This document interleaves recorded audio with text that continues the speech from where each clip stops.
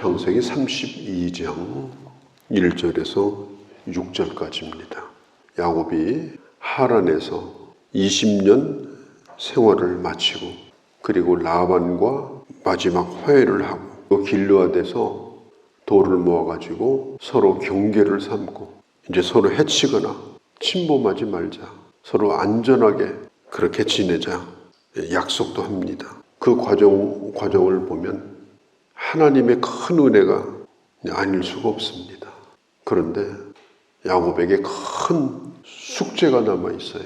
이 숙제를 해야 되는데 겉모습으로 볼 때는 성공해가지고 금이환영하는 것처럼 보였지만은 이 야곱의 마음이 한없이 무거울 수밖에 없습니다. 그때에 오늘 1절과 2절에 보면 하나님의 사자가 야곱에게 나타납니다. 이 하나님의 군대입니다. 그곳을 야곱이 마하나임이라고 그렇게 불렀는데 하나님의 군대, 하나님의 진영 이런 뜻이에요.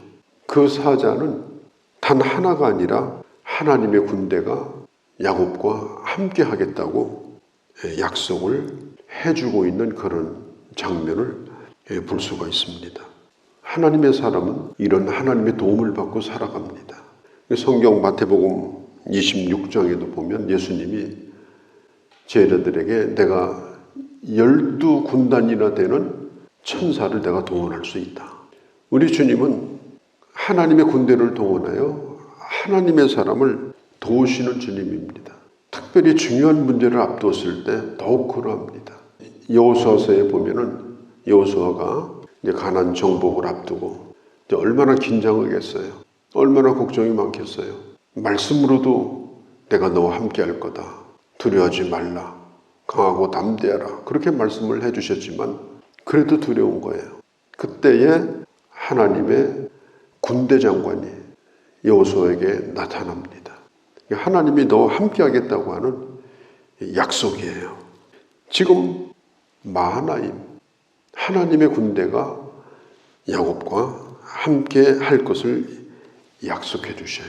그럼에도 불구하고 머릿속에 한 가지 생각만 지금 가득 차 있어요.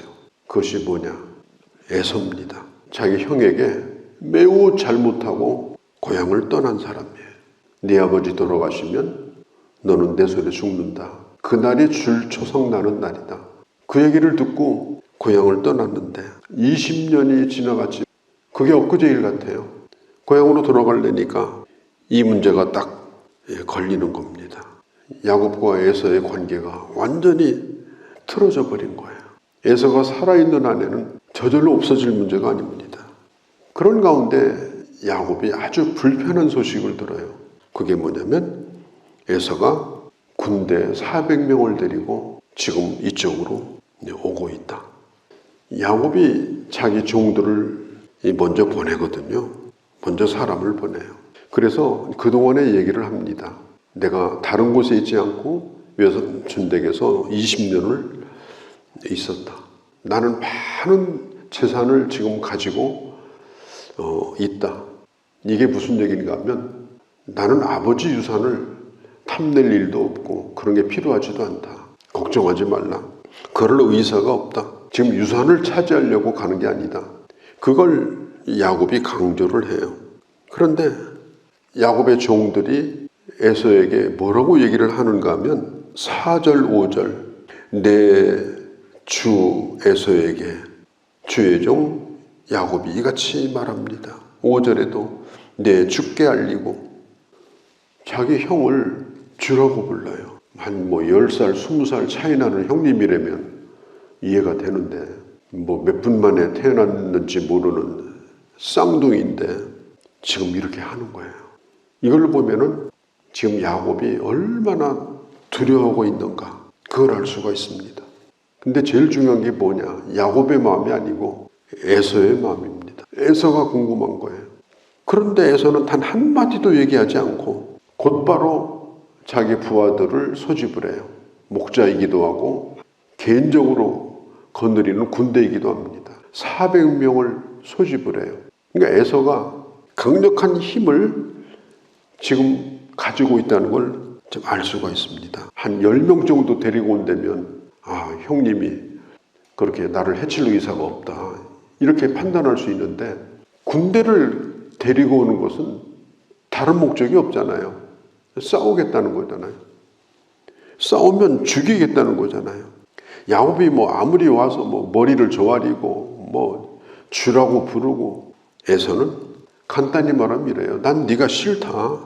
네가 잘 되는 것도 싫고 네가 웃는 것도 싫고 어떻게 세상이 내 의도대로 돌아가냐.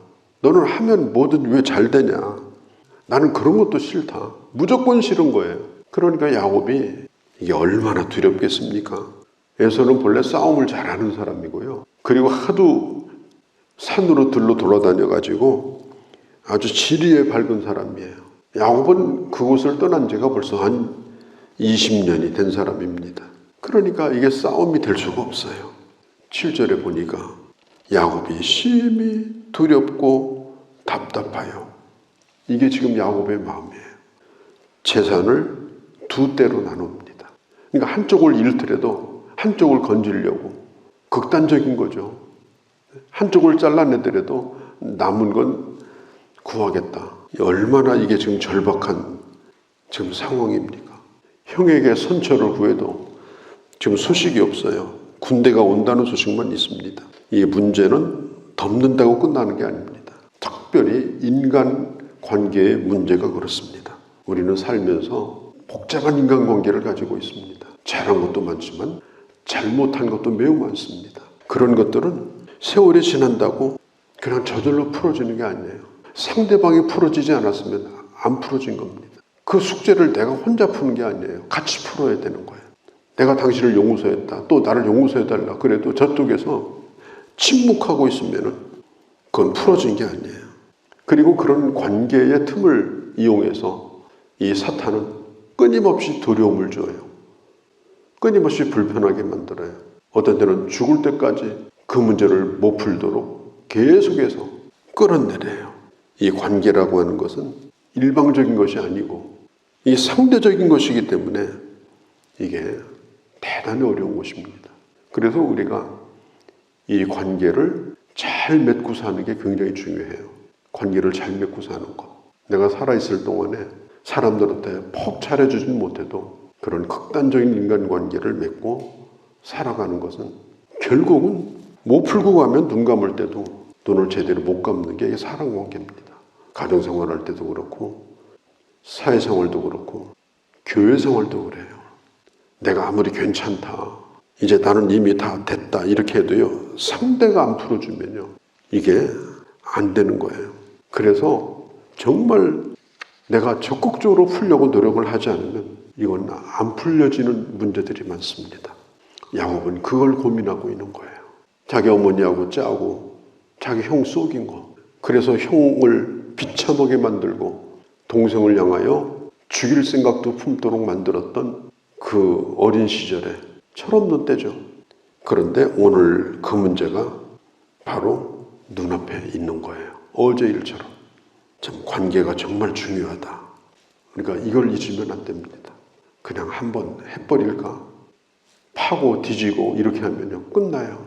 평생 후회하고 삽니다.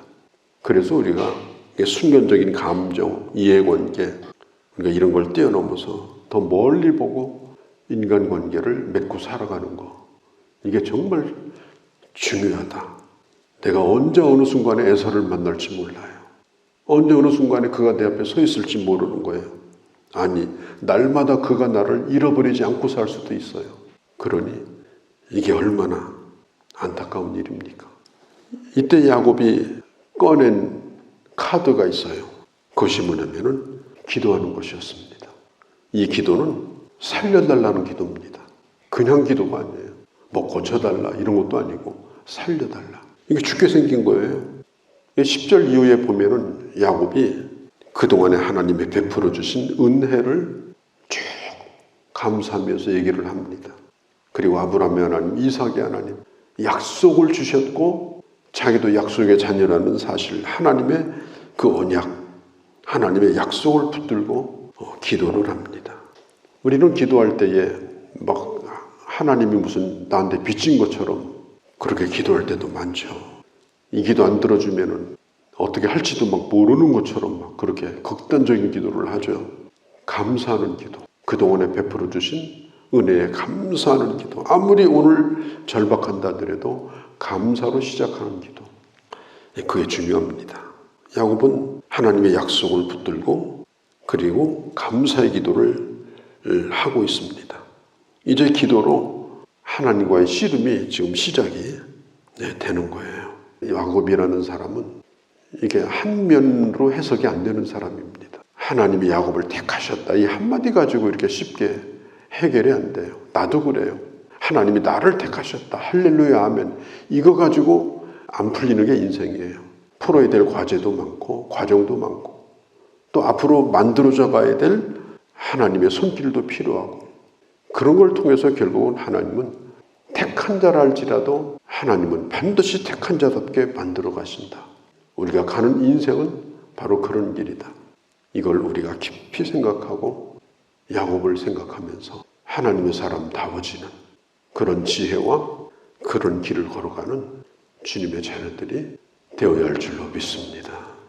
거룩하신 우리 아버지, 오늘도 주께서 저희들을 불러주시고 주의 말씀을 듣게 하셨습니다. 성경 말씀은 과거 얘기가 아니라 오늘 우리의 현실이고 성경의 이야기는 남의 얘기가 아니라 오늘 나의 얘기입니다. 야곱과 같은 문제에 오늘 우리도 직면해 있고 풀어가야 되는 과제가 있습니다. 하나님 아버지, 저희들의 가는 길을 인도하시고 하나님의 사람으로 연약한 저희들을 만들어 주시고 이제는 택함을 받은 자답게 부르시니 합당한 자로 살아가는 저희가 되도록 저희들을 주께서 주장하여 주옵소서. 이 아침에 나와 기도하는 주의 자녀들의 기도를 들어주시고 구체적으로 응답하여 주시고 하나님의 귀한 은혜를 베풀어 주시옵소서. 우리 주 예수님의 이름으로 기도하옵나이다. 아멘.